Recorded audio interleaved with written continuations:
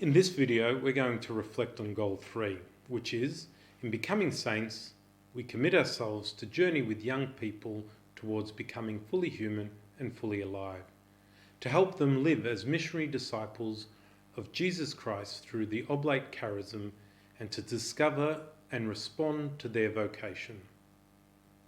The reflection on this goal says, the Oblate Mission with Youth seeks to empower young people to discover their human dignity, embrace their identity as Christians in a faith community and mission, discern their vocation and recognise the Oblate Charism as a way of discipleship that leads to sanctity. St. John Paul II, in his message to young people at World Youth Day in Rome in 2000, makes this challenge clear to young people when he says, "Young people of every continent, do not be afraid to be saints of the new millennium. The Lord wants you to be intrepid apostles of his gospel and builders of a new humanity." St. Eugene de Mazenod also encouraged his oblates, "Let us firmly impress on everyone that we must be holy if we are to live a life of a saint, to accomplish the great work that God in his mercy has entrusted to us." We empower young people in the journey to sanctity through helping them discern God's call in their lives and through this become witnesses to God's holiness, justice and love. Like any journey, it's important to have a clear destination in mind, where you want to arrive.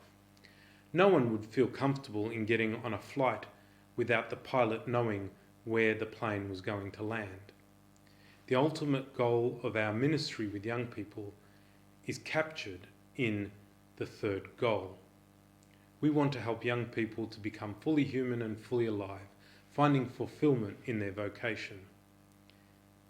In living out their vocation, they will find the fulfillment that we all long for. The reflection on goal 3 continues. We need to find positive ways for young people to experience personally the demands and the adventures of being missionaries, to hear and make heard the clamour of the voiceless. Therefore, action in our local context on behalf of justice, peace, and integrity of creation is a fundamental part of our Oblate Mission with Youth.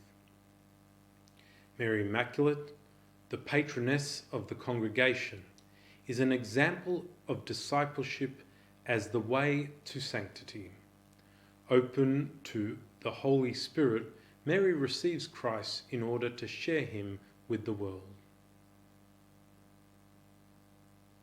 I think Mary is a wonderful example of discipleship that many of us can relate to.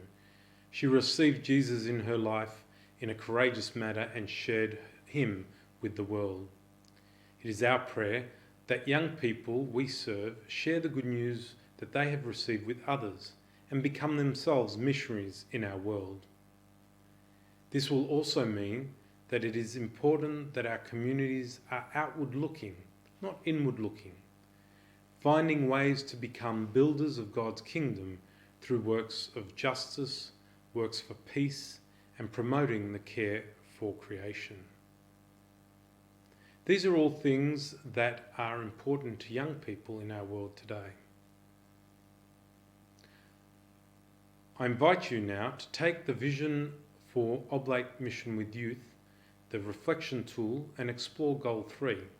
Remember, first step is to see by reflecting on the context, observing a common observation specific to goal 3 and the reflection.